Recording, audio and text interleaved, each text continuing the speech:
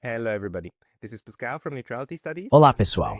Aqui é Pascal Lotas, do Literality Studies, e hoje estou conversando com Eugene Doyle, um jornalista baseado na Nova Zelândia, e Helena Coban, uma escritora e pesquisadora britânico-americana em relações internacionais. Ela escreveu 4 livros sobre a Ásia Ocidental e recentemente publicou a obra Entendendo o Hamas e Por que Isso Importa. Hamas, o genocídio de 2 anos em Gaza e também o que está acontecendo agora com a flotilha são os temas que queremos discutir hoje. Então, Eugene e Helena, sejam bem-vindos. So, Eugene, Helena, welcome. Besides. Good to be with you. Both of you, we are É bom estar com vocês. Estamos conversando hoje, quinta-feira, 2 de outubro, e acabamos de saber que Israel interceptou os primeiros barcos da flotilha de 47 embarcações que tenta entregar ajuda a Gaza. Vamos começar por isso. Helena, o que você acha dessa notícia e como você a coloca no contexto de como Israel tem tratado esses territórios palestinos nas últimas décadas? to treat these Palestinian territories. So, we know that Então, sabemos que a flotilha, enquanto falamos aqui em Washington, D.C., ainda é noite de quarta-feira, mas a Marinha Israelense está atacando a flotilha em águas internacionais, o que é obviamente um crime internacional. Não é a primeira vez que eles fazem isso. Lá no ataque de 2008 e 2009, que lançaram contra Gaza, eles atacaram um navio de ajuda turco chamado Mavi Marmara. E durante esse ataque, no qual tomaram o controle do barco, mataram 9 ou 10 pessoas, todas turcas, exceto uma que era turco-americana, e saíram impunes. Então, essas flotilhas, no atual genocídio, você sabe, algumas outras flotilhas menores. genocide, there have been a couple of other smaller flotillas. This is by far the largest. And Esta é de longe a maior.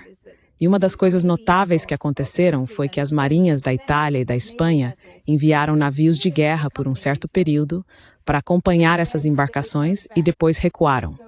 Então agora os navios da flotilha, que contam com vários membros de parlamentos europeus, importantes figuras culturais, Greta Thunberg, obviamente, e figuras políticas de todo o mundo, estão sendo atacados pela marinha israelense.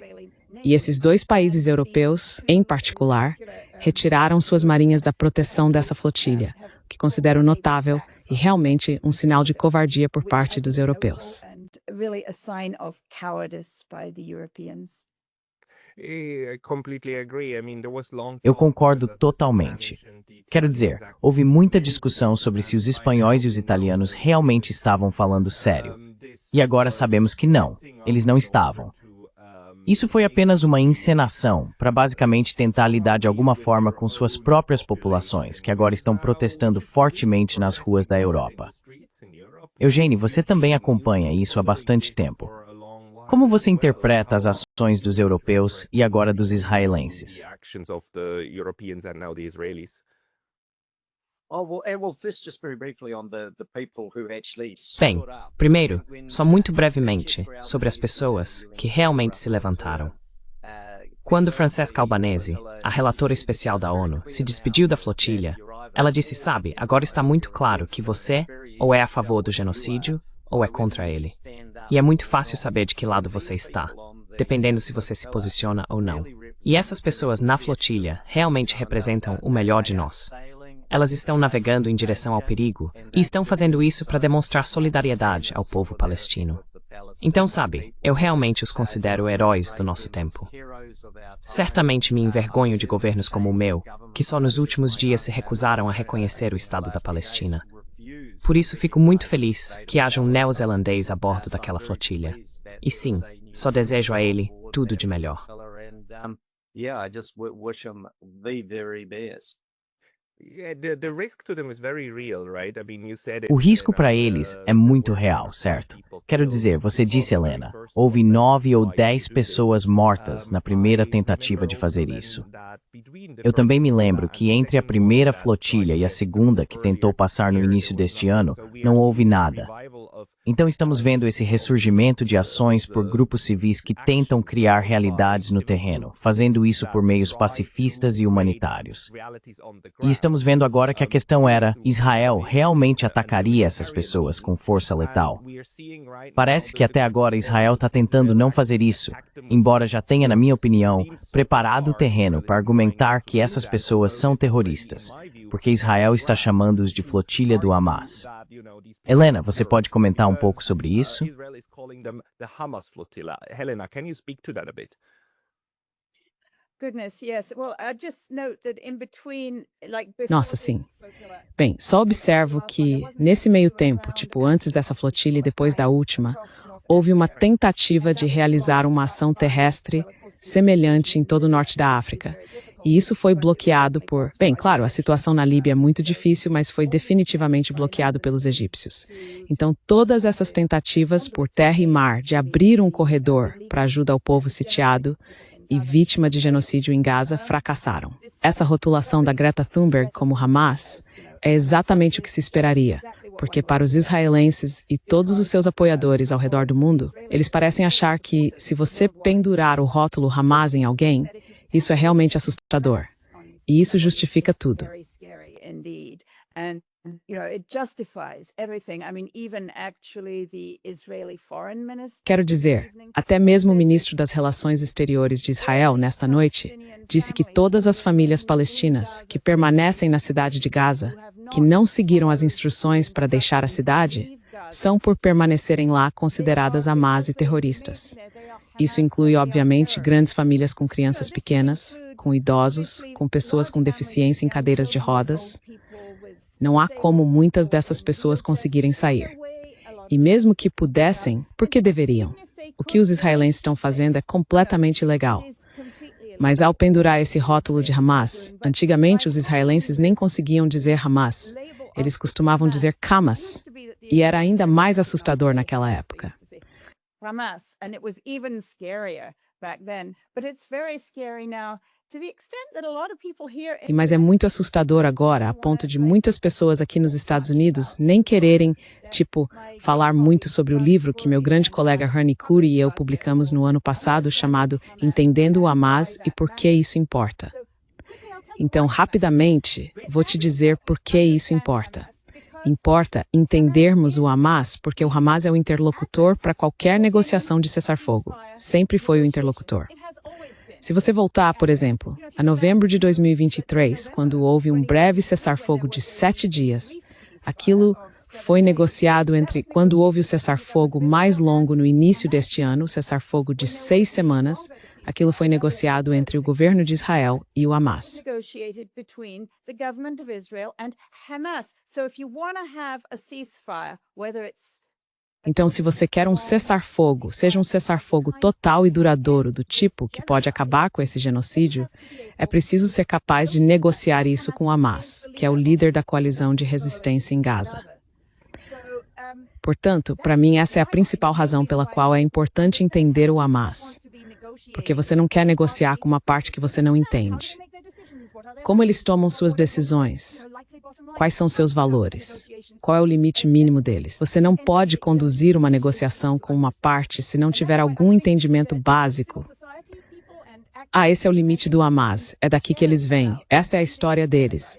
É assim que tomaram decisões no passado. Estes são seus principais grupos de apoio. Então é isso que estamos fazendo com o livro que... aqui é quando eu faço isso, certo? É assim que as pessoas compram o livro, ok? É. Okay, this is how people buy the book, okay? I will also put the link to the book into the Também vou colocar o link do livro na descrição deste vídeo, com certeza, e vamos mostrar isso novamente no final.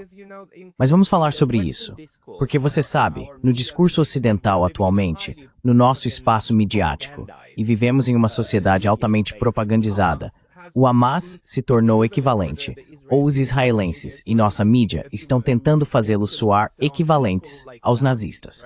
É o mesmo tipo de coisa. Essas são pessoas tão más que a única coisa que a civilização ocidental racional pode fazer é erradicá-las completamente. Elas precisam desaparecer da face da terra. Por isso, qualquer tentativa de humanizar o Hamas ou de apresentá-los como um ator racional é mal vista ou até mesmo rotulada com nomes pejorativos. Eugênio, você também trabalhou nesse tema. Pode nos contar um pouco sobre isso?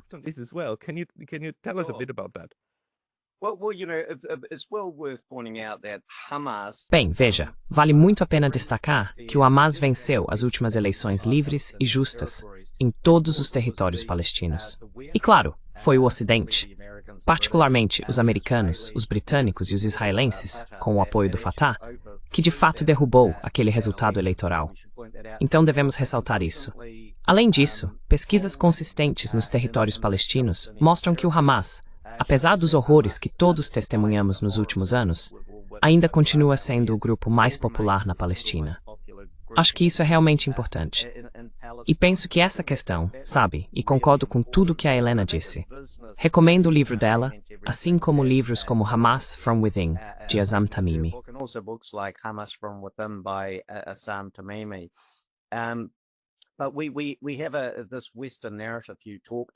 Mas temos essa narrativa ocidental, de que você falou, onde pessoas como Keir Starmer dizem: vamos reconhecer a Palestina, mas de jeito nenhum a brutal organização terrorista Hamas pode ter qualquer papel no governo. Bem, eu responderia isso da seguinte forma. Acho que quem deve decidir quem os representa são exclusivamente os palestinos, em primeiro lugar. E acho que pessoas como Keir Starmer, Trump e todos eles têm uma enorme cara de pau. Eles têm uma audácia imensa, pois enquanto estão até o pescoço no sangue de homens, mulheres e crianças palestinas, não deveriam dar lição de moral a ninguém sobre terrorismo, porque genocídio é o crime dos crimes. É o mais alto nível de terrorismo de Estado. E sem sombra de dúvida, os Estados Unidos da América, o Reino Unido e, claro, o Estado de Israel são todos estados terroristas nesse sentido.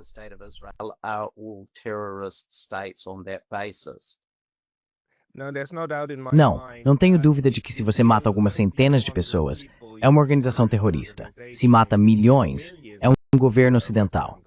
Mas Helena... Ou talvez você seja Tony Blair. Bem, sim, quero dizer. E então você... Quer dizer, ok, desculpe, só preciso te perguntar isso. Essa ideia insana de colocar Tony Blair como governador de Gaza. Desculpe, alguém aqui consegue entender de onde isso veio? É como propor Hitler para supervisionar um gueto judeu. Helena, você consegue entender isso? Quero dizer, é só para piorar ainda mais a situação?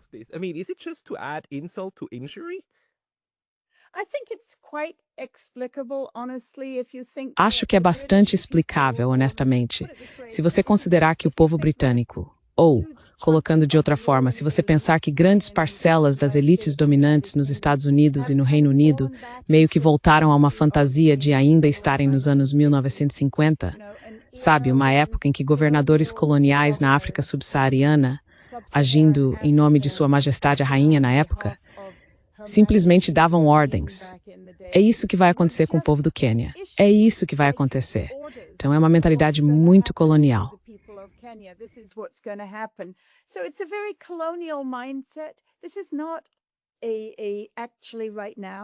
Isso, na verdade, neste momento, não é uma negociação de nenhum tipo. O que tivemos na segunda-feira em relação ao chamado plano de paz de 20 pontos, que não é um plano de paz, é um diktat colonial, se preferir. Então, Keir Starmer tem um papel importante nisso, como já foi mencionado. Tony Blair, com certeza. Mas especialmente, é claro, Netanyahu e Donald Trump. Eles simplesmente acham que podem impor um diktat e todo mundo tem que se adequar. Isso não é diplomacia, isso não é negociação, isso não é mediação.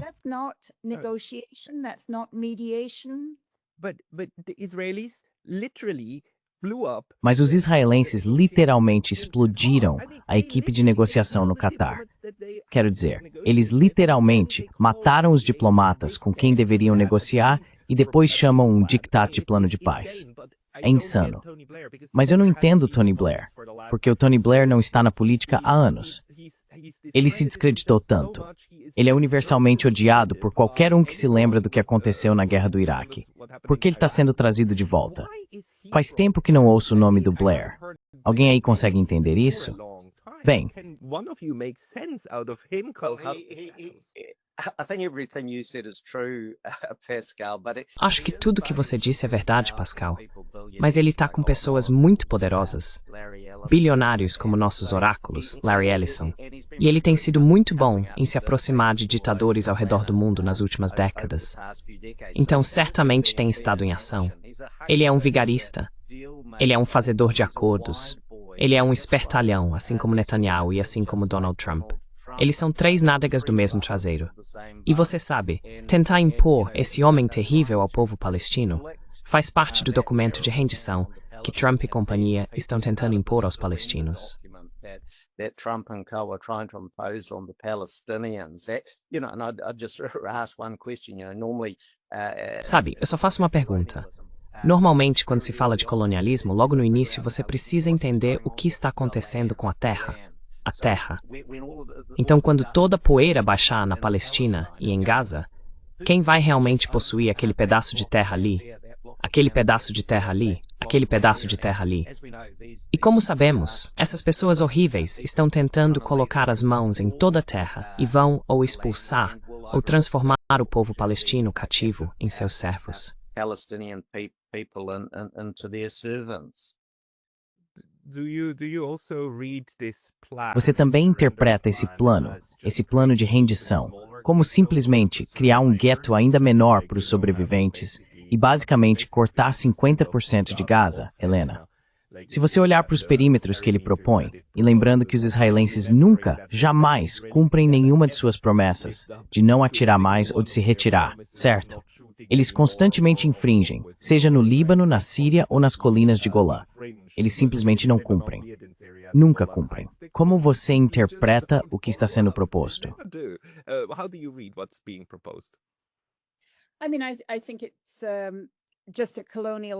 Quero dizer, acho que isso é apenas um dictate colonial. Como eu disse, quando falamos sobre a terra, precisamos lembrar o quão densamente povoada a faixa de Gaza tem sido nos últimos anos. Quero dizer, em 6 de outubro de 2023, havia 2,3 milhões de pessoas em uma faixa de terra muito pequena. E nós realmente não sabemos quantas dessas pessoas foram mortas. Não sabemos se aquela terra, a maior parte da qual agora foi transformada em escombros pela destruição deliberada do tecido urbano pelos israelenses, incluindo demolições, bombardeios aéreos e tudo mais. Esses escombros estão absolutamente misturados com o sangue e os ossos de cidadãos palestinos. Bebês, crianças, mães, idosos, jovens, homens velhos. Para mim, essa é uma terra sagrada. E acho que para todos os palestinos é uma terra sagrada.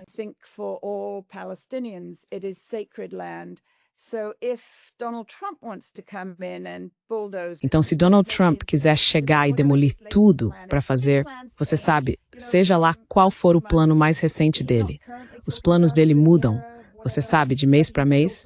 Ele atualmente não está falando sobre uma Riviera ou algo assim, mas ainda está falando sobre isso e aquilo. Uma coisa que observo muito importante é que ele e Netanyahu afirmam que tem muito apoio de governos árabes e muçulmanos ao redor do mundo. E, na verdade, cada vez mais, nos 2 ou 3 dias desde que esse chamado plano foi divulgado, governos do mundo árabe e muçulmano têm se distanciado dele muito, muito rapidamente. Se você olhar para uma versão anterior desse plano, ela tinha algo chamado Rodovia MBS, em referência ao príncipe herdeiro da Arábia Saudita, ou o trevo MBZ, em referência ao presidente dos Emirados Árabes Unidos.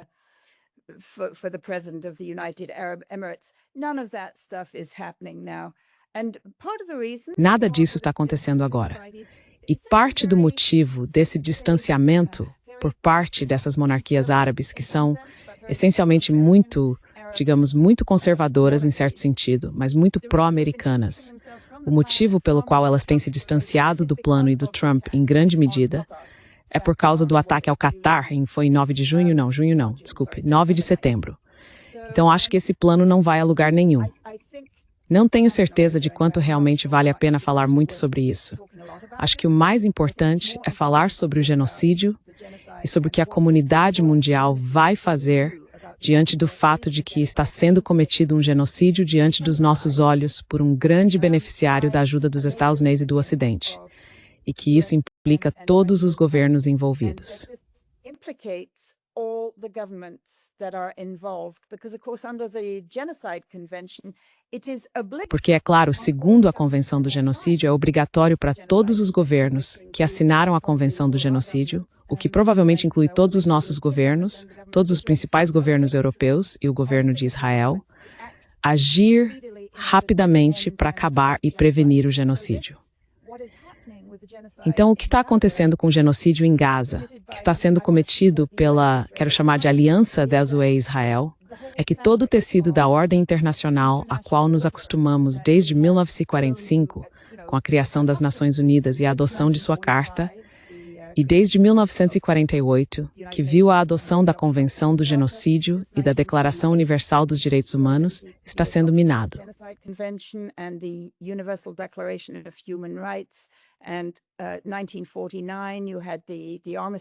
E em 1949, houve os acordos de armistício entre Israel e seus vizinhos árabes. Toda essa estrutura da vida internacional do final dos anos 1940, com a qual todos nós crescemos, está realmente em xeque neste momento. E para mim isso é intrigante. É um pouco assustador a ideia de que talvez a Carta das Nações Unidas esteja em disputa, que talvez toda aquela Declaração Universal dos Direitos Humanos e a Convenção do Genocídio não estejam em disputa, mas estejam sendo seriamente questionadas agora.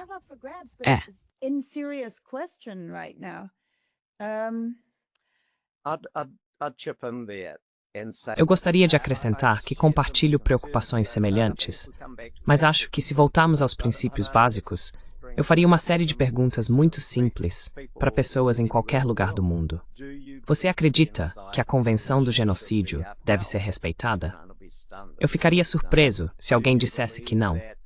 Você acredita que todos aqueles que têm casos considerados credíveis devam ser julgados? E então eu diria, é aqui que a coisa complica. Isso se aplica a países brancos, de língua inglesa e outros aliados dos Estados Unidos. Isso deveria se aplicar até mesmo aos Estados Unidos. E aí chegamos ao verdadeiro cerne da questão. É disso que tudo isso se trata.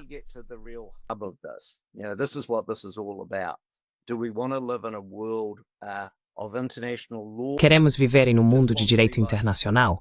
Ou queremos apenas ser, como você sabe, Tony Blair, Keir Starmer e Trump, onde há muita encenação e muita falação sobre direito internacional? Ou queremos nos submeter ao Estado de Direito? E como a Helena estava dizendo, a Convenção para a Prevenção e Repressão do Crime de Genocídio de 1948 estipula que o crime de genocídio deve ser prevenido e punido, e essa é a responsabilidade de todos os signatários, o que todos os nossos países falharam miseravelmente em aplicar. E vou te dizer só uma coisa. O que é realmente interessante é que em 7 de outubro, estamos quase chegando a esse aniversário agora, às 6h30 daquela manhã, Mohammed Deif, o comandante militar das Brigadas Al-Qassam do Hamas, que lançou os ataques, em seu discurso de 10 minutos, que realmente vale a pena ouvir, vai have repetitious ou direição more.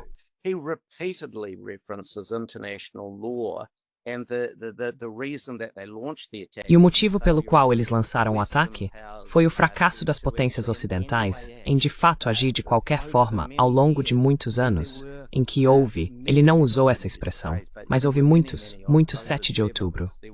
Houve inúmeras atrocidades cometidas contra os palestinos. Houve roubos intermináveis. Há incontáveis reféns que ainda estão sendo mantidos hoje em condições miseráveis. E o mundo ocidental não prestou atenção alguma. Então, eu digo amém ao direito internacional. Vamos ter um tribunal de crimes de guerra. E acho, Helena, que você pode me dar um pouco mais de detalhes aqui. E isso é algo que o Hamas realmente pediu.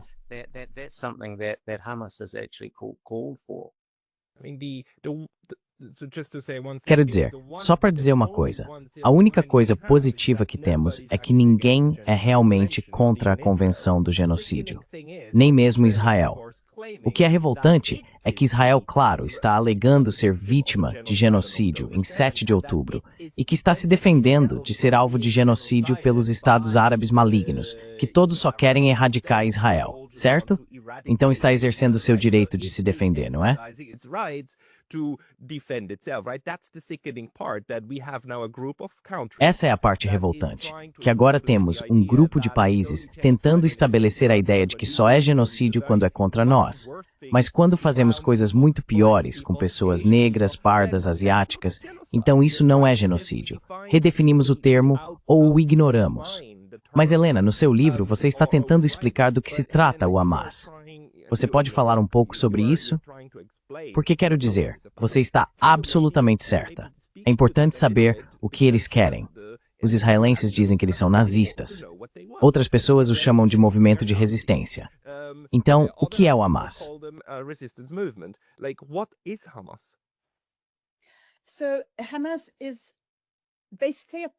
Então, o Hamas é basicamente um movimento político. A palavra Hamas é um acrônimo, que significa Movimento de Resistência Islâmica. Eles surgiram da histórica Irmandade Muçulmana, o ramo palestino da Irmandade Muçulmana. Agora existem ramificações da Irmandade Muçulmana em vários países árabes e em alguns países não árabes. Todos eles têm como foco tentar construir uma sociedade muçulmana piedosa. Alguns deles, além disso, se envolvem na política, e isso é um ponto de virada para muitos deles. A Irmandade Muçulmana na Palestina tentou se manter afastada da política até 1987, quando ocorreu o início da primeira intifada palestina, em dezembro de 1987. E então o Sheikh Ahmed Yassin, que era o líder da Irmandade Muçulmana, disse: precisamos nos envolver na política.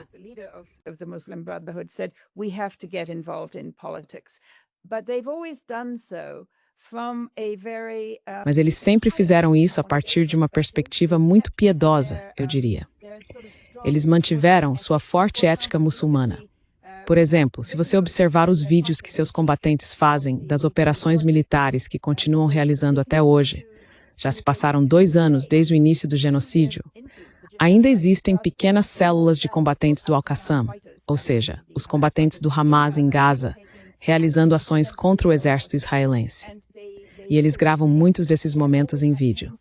Eles sempre fazem questão de ressaltar que, uma vez que ferem ou matam militares israelenses, permitem a evacuação médica dos feridos sem atacar os helicópteros de resgate.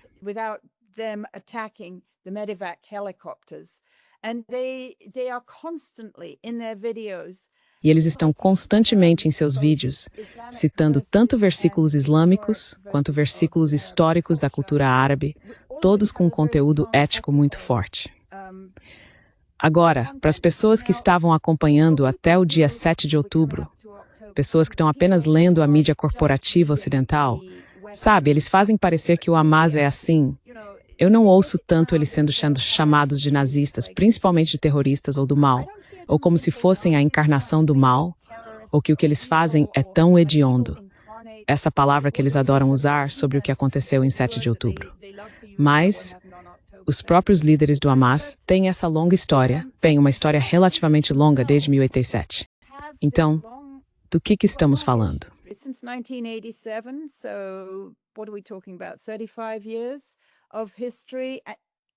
35 anos de história na política, e antes disso, uma trajetória como movimento social religioso. E eles sofreram repetidos ataques de decapitação, assassinatos de seus líderes pelos israelenses, desde o próprio Sheikh Ahmad Yassin e Abdelaziz Hantizi, que dá nome a um dos hospitais, além de vários outros no início dos anos 2000. Mais recentemente, Ismail Haniyeh foi morto em Israel. Em Teherã, um líder do Hamas foi assassinado, assim como em Beirute. E claro, Yahya Sinwar foi morto no campo de batalha, assim como Mohammed Deif em Gaza. E houve ainda a tentativa de eliminar toda a equipe de negociação política do Hamas no Catar, em 9 de setembro.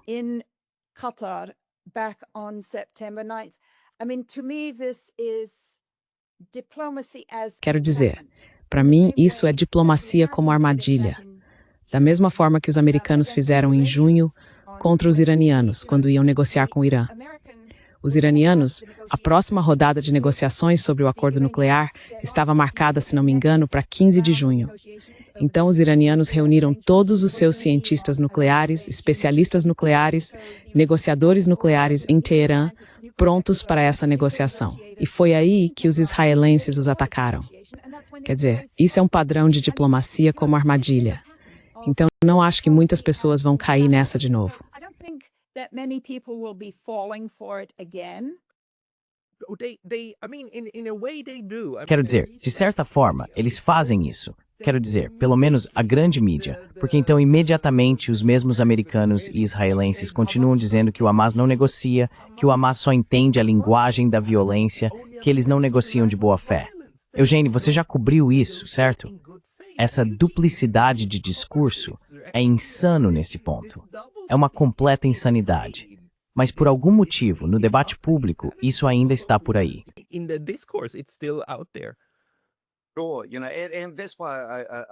Com certeza. E é por isso que acho que as pessoas ficariam surpresas se lessem as próprias palavras do Hamas, se ouvissem o que eles dizem. Perceberiam que essas pessoas estão pedindo que tratados sejam respeitados, tratados que foram repetidamente violados. Eles estão pedindo que tribunais internacionais investiguem esses acontecimentos. E acredito que aqueles que ficarão muito assustados e totalmente contrários a algo como um tribunal adequado de crimes de guerra serão os israelenses e as potências ocidentais que cometeram esse genocídio. E acho que o ponto que a Helena estava abordando, assim como você, é essa demonização dos palestinos e as descrições do que aconteceu naquele dia 7 de outubro. Essas histórias de bebês decapitados.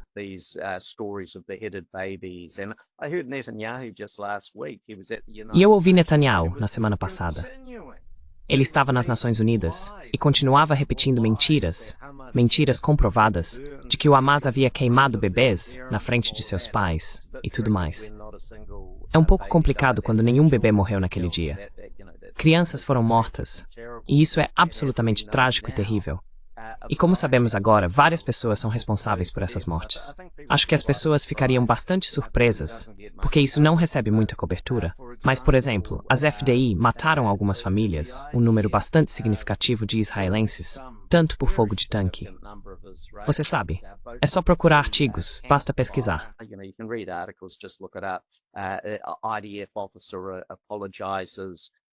Oficial das FDI pede desculpas aos residentes do kibbutz Be'eri por ter ordenado disparos de tanque contra casas. Em uma única casa, eles mataram, incinerados pelo fogo do tanque, 13 israelenses. As FDI fizeram isso. E o coronel das FDI responsável por essa ordem foi lá e pediu desculpas por isso. Outro exemplo. Você tinha aquelas enormes filas. Provavelmente já viu aqueles enormes comboios de carros que estavam voltando para Gaza. E os helicópteros de ataque Apache simplesmente destruíram todos eles. Na cobertura inicial, descreveram isso como se fossem monstros do Hamas fazendo isso, mas na verdade, eles eram incapazes de usar esse tipo de poder de fogo naquele dia. Foram os helicópteros Apache disparando canhões de 30 milímetros.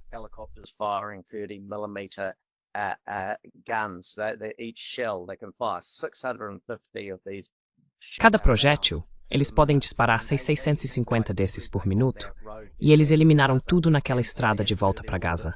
Conforme suas ordens, não prestaram atenção se as pessoas eram terroristas, civis israelenses ou civis palestinos. Vale ressaltar que os israelenses mataram mais civis naquele dia do que o Hamas, porque mataram centenas, possivelmente milhares, acredito que é mais provável que sejam milhares, de civis palestinos naquele dia. E você tem, sabe? Eu li relatos e entrevistas na mídia israelense de pilotos de Apache descrevendo ataques a ambulâncias e eles nem sabem quem está a bordo. É um refém? É um palestino ferido? Não fazem ideia. Então, acho que há essa falta de equilíbrio. Chamamos o Hamas de monstros, mas não olhamos para o que os israelenses fizeram naquele dia e em todos os dias antes e depois.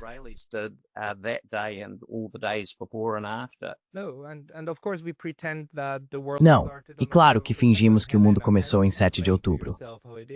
Helena, você consegue explicar para si mesma como é possível que até algo tão monumental quanto a Grande Marcha do Retorno, em 2019, quando 200 civis palestinos foram mortos do lado deles da cerca, certo? Eles estavam protestando do lado deles da cerca em Gaza, contra o tratamento desumano, e foram mortos. E como é que tudo isso desapareceu do discurso público na grande mídia? Você consegue explicar isso para si mesma no livre Ocidente?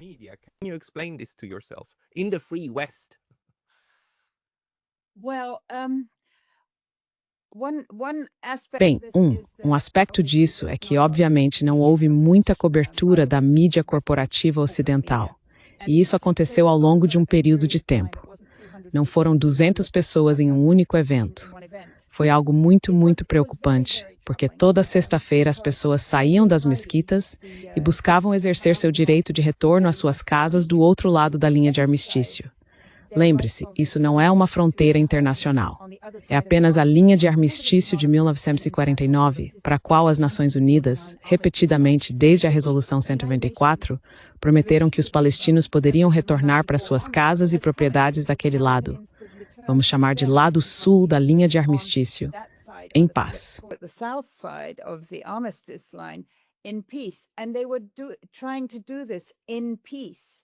E eles estavam tentando fazer isso de forma pacífica. Foi uma ação em massa não violenta que o exército israelense claramente se sentiu muito ameaçado, porque construíram todos esses kibbutzim, e seja lá como chamem, comunidades, bem na linha do armistício. Eles chamam de envelope de Gaza porque o objetivo desses kibbutzim é realmente envolver Gaza. E muitos deles estão do outro lado da linha que foi atribuída ao Estado judeu. Quero dizer, em 1947, tivemos o plano de partilha, que deu uma parte da terra para o Estado judeu e outra parte para o Estado árabe.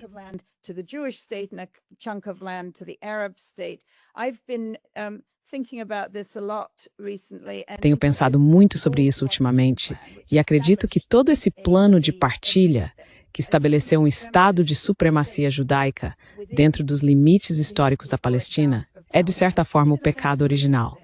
Porque uma vez que você tem esse Estado judeu de colonização de assentamento, lembre-se, ele foi estabelecido apenas 2 ou 3 meses depois que Índia e Paquistão conquistaram sua independência do Império Britânico. Era a era da descolonização. Mas ali estávamos nós, com os países ocidentais brancos, que ainda eram muito poderosos no mundo, estabelecendo um estado de colonização totalmente novo que foi entregue a migrantes judeus, imigrantes, muitos deles, talvez a maioria, sobreviventes do Holocausto. O Holocausto que não foi criado pelos árabes. The Holocaust which was not created by Arabs. It was actually undertaken by white Christians. Na verdade, isso foi realizado por europeus brancos cristãos. E os outros europeus brancos cristãos não quiseram receber os sobreviventes dos campos de concentração. Eles queriam, vamos mandá-los para lá. Então colocaram esse estado de colonos ali. E esse estado de colonos tem sido, digamos, psicologicamente inseguro desde o início. Quero dizer, não é diferente do que teria acontecido se Ian Smith tivesse sido autorizado a criar ou continuar seu projeto da Rodésia no que hoje é o Zimbábue Negro. É claro que você se sente inseguro, porque na verdade aquele não é o seu lugar, e você é a minoria. E as pessoas ao seu redor, por algum motivo, não gostam de você. People around you, for some reason, don't like you, you know? Like, nobody liked Ian Smith either. But, so... Ninguém gostava do Ian Smith também. Então, essa é uma questão que precisa ser tratada. Mas, imediatamente, precisamos parar o genocídio. E depois precisamos que as Nações Unidas considerem toda essa questão de como a governança dessas áreas pode ser organizada. Não se trata apenas de Gaza. É Gaza, a Cisjordânia e o próprio Israel, que é um estado de apartheid. E como a governança dessas áreas pode ser reconciliada com normas democráticas de igualdade humana, igualdade de todas as pessoas e direitos iguais para todos. Então, o primeiro passo é parar o genocídio. O segundo passo é analisar essas outras questões. Amen. To look at those other issues. Amen. Com certeza. Não, amém. Tudo bem, Pascal. Eu só queria voltar às marchas do retorno em 2018 e 2019, porque tanto Mohammed Deif, o comandante das brigadas Al-Qassam, quanto Moussa Abu Marzouk, um dos líderes do bureau político do Hamas, citaram essas marchas como um dos motivos pelos quais decidiram que precisavam tomar o tipo de ação que tomaram em 7 de outubro. Porque eles disseram, veja o que aconteceu durante as marchas do retorno, pacíficas, não violentas. E o que aconteceu? Na verdade, milhares de pessoas foram baleadas, centenas foram mortas, certo? O número de pessoas mutiladas foi muito significativo. Milhares, sim. In the thousands, yeah. And Bassam Naim said, E Abu Marzouk disse que no Bureau Político, eles analisaram a situação e perceberam que a reação do Ocidente, de nós, dos nossos países, foi nenhuma. Silêncio total, ele disse, mantendo os ouvidos e os olhos fechados. E ele disse que começaram a formar a opinião de que realmente precisavam agir. E se não agissem, e a frase que ele usou foi, a Palestina seria apagada do mapa. Então faço apenas o comentário de que os países ocidentais, como Nova Zelândia, Austrália, Canadá, Reino Unido, França, Alemanha e, claro, os Estados Unidos da América, têm uma enorme responsabilidade em tudo isso, pelo 7 de outubro e por tudo ao redor, porque nos recusamos a agir para defender o povo palestino. You're absolutely right. And, Você está absolutamente certo. E sabe, o que estamos vendo agora e começando a entender após 2 anos de genocídio é como esse crime dos crimes é um crime de muitas nações, certo? Cooperando, colaborando, os espanhóis, os italianos e os alemães, tendo tudo o que precisam para acompanhar essa flotilha e realmente deixá-los entrar em Gaza. E eles não deixam. E eles simplesmente, sabe, é cooperação. E como os alemães e os americanos enviam as armas necessárias para explodir as pessoas. E como todos esses suprimentos chegam para depois até entrarem com as escavadeiras e destruírem as coisas. É basicamente um esforço civilizacional para erradicar um grupo tão grande de pessoas.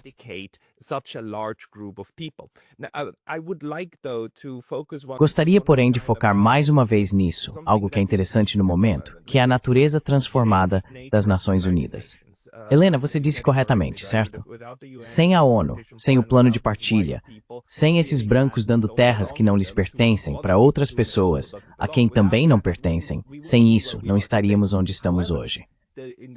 Nos 70 anos que se passaram, a ONU mudou bastante e, na verdade, é um dos principais alvos de ataque, inclusive por parte dos israelenses, porque a ONU continua agora produzindo relatório após relatório e casos na CIJ que, de fato, reconhecem que se trata de um genocídio e que todas essas ações são altamente ilegais. Você poderia falar um pouco sobre o novo papel que as Nações Unidas têm agora?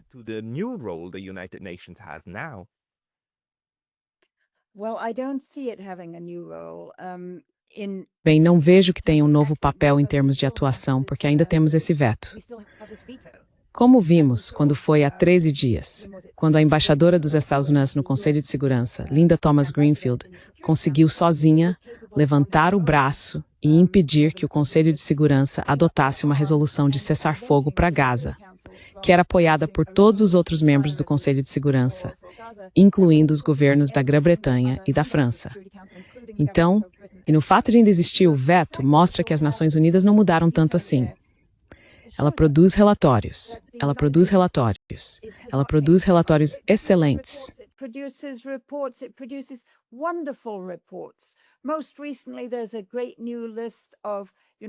Recentemente surgiu uma ótima nova lista de todas as empresas ocidentais, empresas internacionais, que têm lucrado com a terra e os recursos da Cisjordânia ocupada. É um relatório maravilhoso, relatórios fabulosos. Mas ação? Não, nada. Então, há uma desconexão real aí.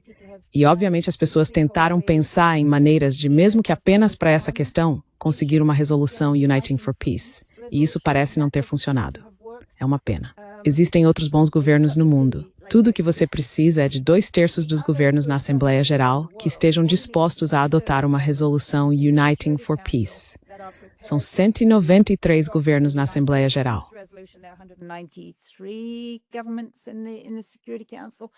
Tenho certeza que você conseguirá. Assembleia Geral, certo?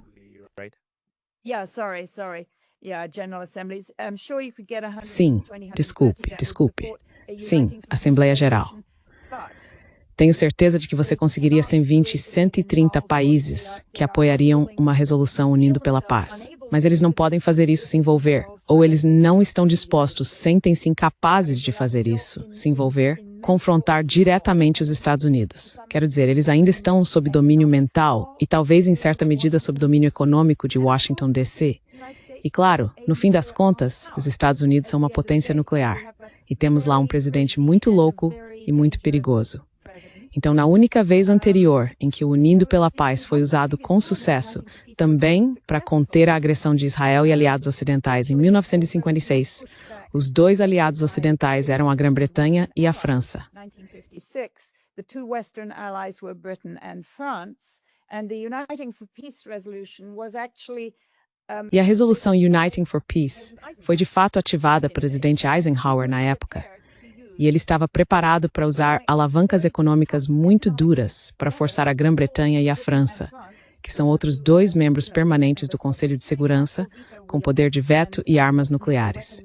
Ele estava disposto a usar meios econômicos para obrigá-los a se retirar do Sinai, e como aconteceu de Gaza em 1956. Então, e hoje temos algum poder ou uma coalizão de super que estaria disposta a desafiar o poder dos Estados-Unidos e forçar a força Hatzai em Israel de Gaza. a US-Israeli withdrawal from Gaza. Sadly, I don't see it, but the world is changing. Infelizmente, não vejo isso, I think mas we o have mundo está mudando. real Acho que temos esse problema real das armas nucleares. Mas como eu disse, em 1956, isso não precisava ser um problema. Naquela época, a economia americana representava uma proporção muito maior da economia mundial do que a economia chinesa representa hoje, por exemplo.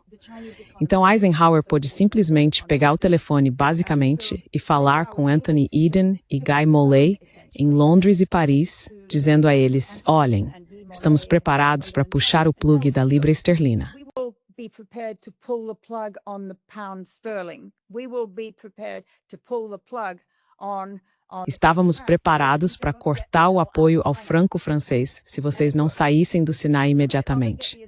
E funcionou. Demorou um pouco mais para conseguir que os israelenses saíssem do Sinai. Mas você sabe, foi assim que aconteceu em 1956. Não vejo o presidente Xi Jinping agora pegando o telefone e dizendo algo assim para Donald Trump.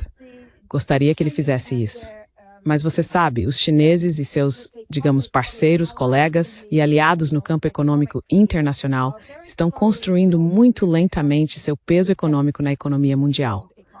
E claro, as tarifas malucas do Trump estão realmente minando o peso dos Estados Unidos na economia global. undercutting the American weight in the world economy, but I don't think we're ready for any coalition. Mas eu não acho que estejamos prontos, neste momento, para qualquer coalizão de poderes que confronte o poder americano.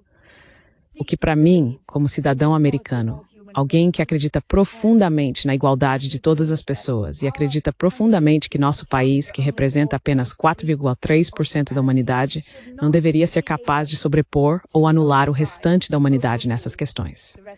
Pessoas brancas, em geral, se você está falando de pessoas de origem europeia, incluindo, sabe, os colonizadores lá na Nova Zelândia e na Austrália e todos esses colonizadores aqui, nós, como um grupo demográfico, representamos apenas cerca de 12% da humanidade.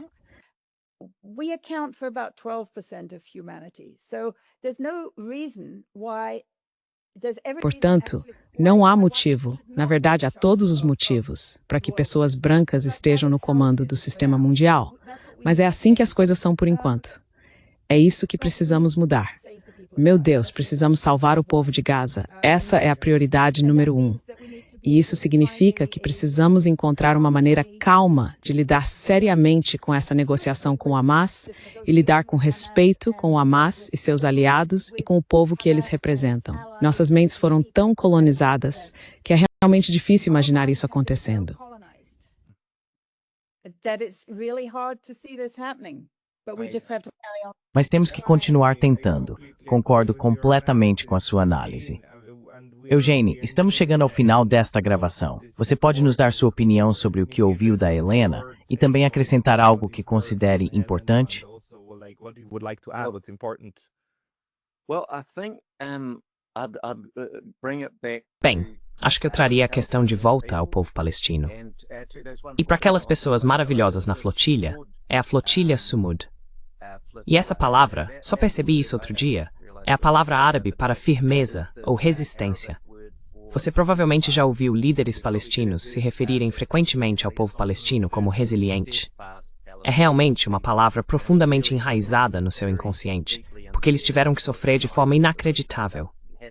Então, tenho orgulho de todas as pessoas no Ocidente que se levantaram para tentar demonstrar solidariedade, um pouco de sumud, só um pouco, com o povo palestino. Acho isso extremamente importante. E o cara que mencionei antes, Azam Tamimi, que escreveu o livro Hamas From Within, ele falou muito sobre isso. Ele diz especialistas em nosso livro. Ah, incrível, incrível. Eu tenho seu livro e vou começar a ler em breve. Agora ele disse algo realmente fantástico, porque esta é uma luta brutal, longa, muito feia, e não há como suavizá-la. Mas ele disse: aponte para mim uma luta de libertação em que não houve um preço alto a pagar. Quantos milhões pereceram no Vietnã? E faz 50 anos que Saigon foi libertada dos americanos. Então ele disse: quantos milhões pereceram no Vietnã para que o Vietnã se tornasse livre? Então veja, não existe caminho fácil. Não existe preço pequeno pela liberdade e pela independência. E os palestinos entendem isso. E meu Deus, que povo incrivelmente corajoso e determinado são os palestinos. E realmente, cada vez mais, de nós precisamos nos levantar e apoiá-los.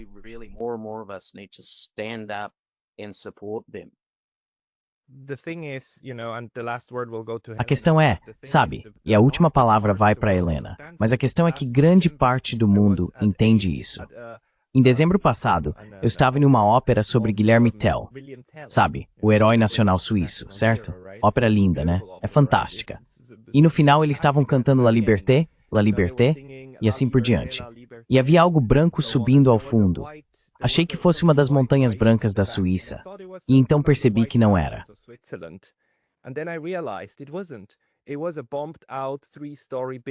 Era um prédio de 3 andares, bombardeado em Gaza ao fundo. Uma foto dele, sabe? E parecia uma montanha, mas era claramente, inconfundivelmente, um dos prédios de 3 andares destruídos em Gaza. Eu pensei, todo mundo entende isso.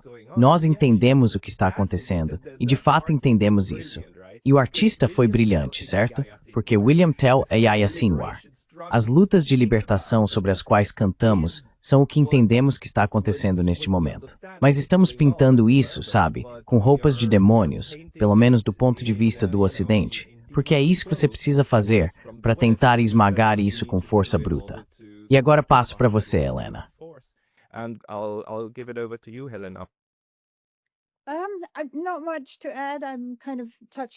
Não tenho muito a acrescentar.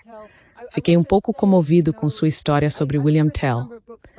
Só quero dizer que, ao longo dos anos, publiquei vários livros de autores palestinos de Gaza. Eu tinha uma editora até doá-la recentemente. E, na verdade, vendemos os direitos de alguns desses livros para o Japão. Então, espero que as pessoas os comprem. Vai sair um livro de receitas da cozinha de Gaza que celebra o patrimônio culinário de Gaza. Todos esses projetos importantes que as pessoas têm realizado para preservar a memória de Gaza antes do genocídio serão úteis um dia para reconstruir Gaza depois do genocídio. E precisamos focar nisso, mas também precisamos focar em como chegar lá. Precisamos focar em acabar com esse maldito genocídio.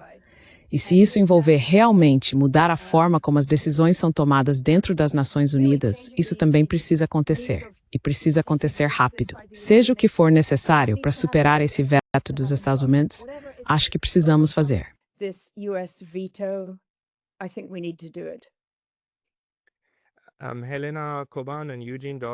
Helena Coban e Eugene Doyle, obrigado pelo tempo de vocês hoje. E quero lembrar a todos que o livro da Helena pode ser adquirido por um dos links abaixo. Helena, você pode mostrar o QR Code novamente para que as pessoas com celular possam escanear direto da tela? Você pode conseguir por lá? Precisamos entender do que se tratam esses movimentos. Compreender as pessoas é o caminho para avançar. Precisamos, aliás, fazer o mesmo com os israelenses também. Precisamos entender Israel. Precisamos entender as forças de defesa de Israel. Precisamos entender como esses sistemas funcionam. Eugene e Helena, obrigado pelo tempo de vocês hoje. Eugene, Helena, thank you for your time today. Obrigado, Pascal.